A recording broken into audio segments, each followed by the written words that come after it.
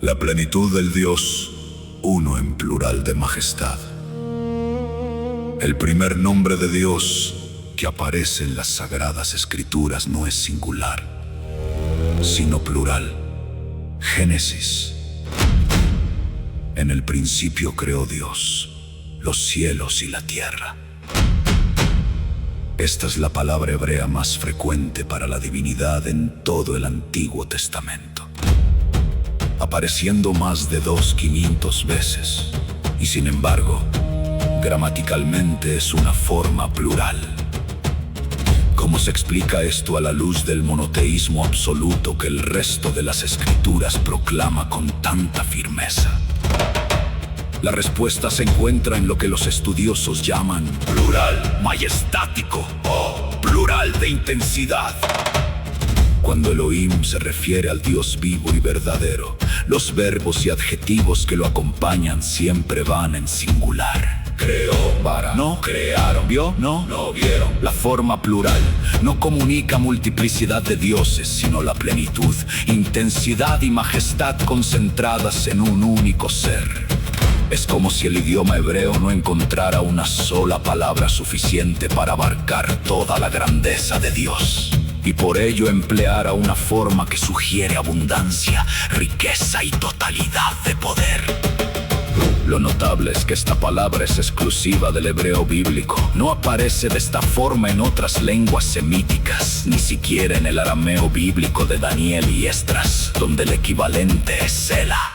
Esto sugiere que el Espíritu Santo, al inspirar el texto hebreo, separó esta palabra de su entorno lingüístico para que sirviera a un propósito teológico único: comunicar que el Dios de Israel, siendo absolutamente uno, posee en sí mismo una riqueza, una plenitud de ser que ningún singular ordinario podría expresar plenamente, pero sí deja una puerta abierta, una insinuación lingüística de la pluralidad interna del único Dios verdadero.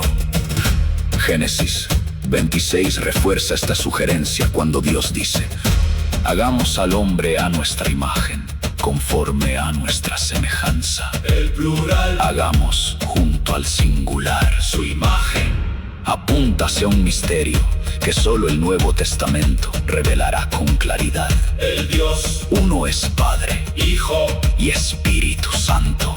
Es importante notar también que Elohim no siempre se refiere al Dios verdadero. El mismo término puede usarse, según el contexto, para referirse a dioses paganos, a ángeles o incluso a jueces humanos investidos de autoridad delegada. Esto nos recuerda que el significado de los nombres divinos no se determina por la palabra aislada, sino por el contexto en que el Espíritu Santo la emplea.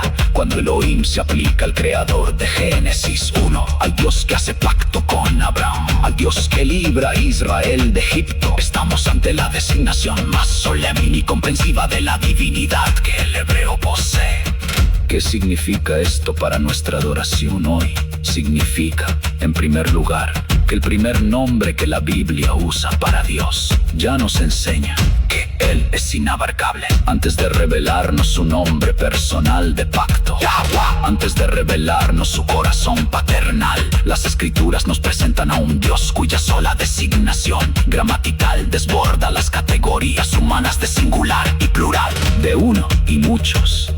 Esto debería producir en nosotros una reverencia que no busca reducir a Dios a fórmulas simples, sino que se asombra ante su grandeza inescrutable. En segundo lugar, para el creyente del nuevo pacto, Elohim no permanece como un misterio cerrado.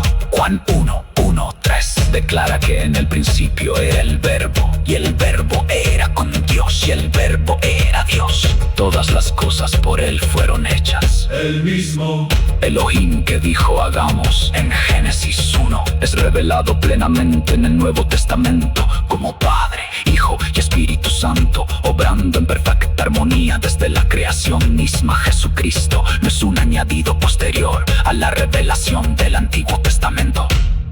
Él estaba presente desde Elohim creó los cielos y la tierra. Cuando adoramos hoy, lo hacemos al Dios que es uno en esencia y rico en persona. El Elohim que se reveló progresivamente hasta manifestarse plenamente en Cristo, en quien fueron criadas todas las cosas, las que hay en los cielos y las que hay en la tierra.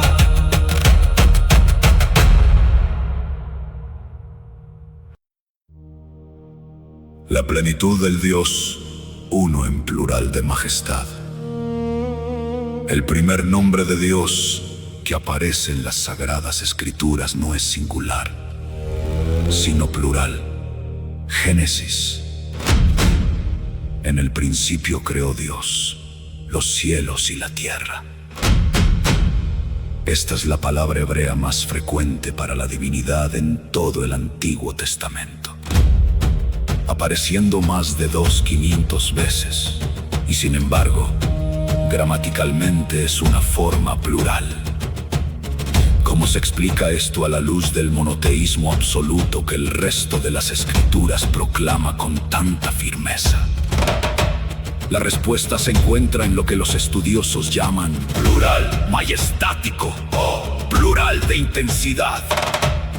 Cuando Elohim se refiere al Dios vivo y verdadero, los verbos y adjetivos que lo acompañan siempre van en singular. Creó para, no crearon, vio, no vieron. La forma plural no comunica multiplicidad de dioses, sino la plenitud, intensidad y majestad concentradas en un único ser. Es como si el idioma hebreo no encontrara una sola palabra suficiente para abarcar toda la grandeza de Dios, y por ello empleara una forma que sugiere abundancia, riqueza y totalidad de poder. Lo notable es que esta palabra es exclusiva del hebreo bíblico. No aparece de esta forma en otras lenguas semíticas, ni siquiera en el arameo bíblico de Daniel y Esdras, donde el equivalente es Selah. Esto sugiere que el Espíritu Santo, al inspirar el texto hebreo, separó esta palabra de su entorno lingüístico para que sirviera a un propósito teológico único: comunicar que el Dios de Israel, siendo absolutamente uno, posee en sí mismo una riqueza, una plenitud de ser que ningún singular ordinario podría expresar plenamente, pero sí deja una puerta abierta, una insinuación lingüística de la pluralidad interna del único Dios verdadero.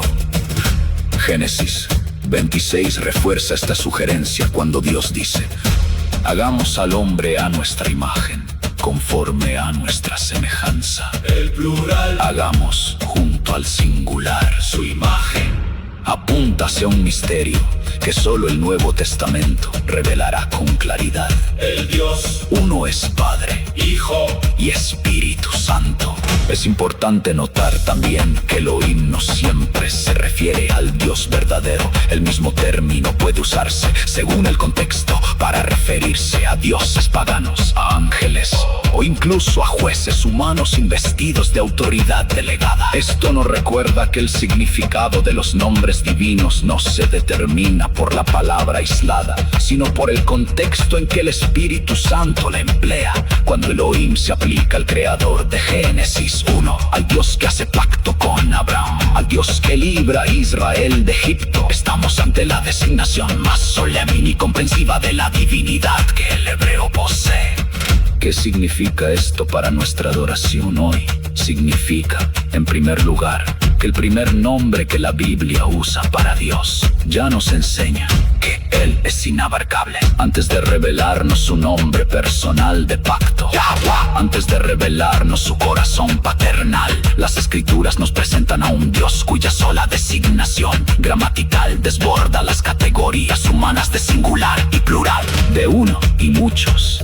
Esto debería producir en nosotros una reverencia que no busca reducir a Dios a fórmulas simples, sino que se asombra ante su grandeza inescrutable. En segundo lugar, para el creyente del nuevo pacto, Elohim no permanece como un misterio cerrado. Juan 1:3 declara que en el principio era el Verbo, y el Verbo era con Dios, y el Verbo era Dios. Todas las cosas por Él fueron hechas. El mismo Elohim que dijo hagamos en Génesis 1 es revelado plenamente en el Nuevo Testamento como Padre, Hijo venía desde la creación misma. Jesucristo no es un añadido posterior a la revelación del Antiguo Testamento. Él estaba presente desde Elohim, creó los cielos y la tierra. Cuando adoramos hoy, lo hacemos al Dios que es uno en esencia y rico en persona. El Elohim que se reveló progresivamente hasta manifestarse plenamente en Cristo, En quien fueron criadas todas las cosas, las que hay en los cielos y las que hay en la tierra.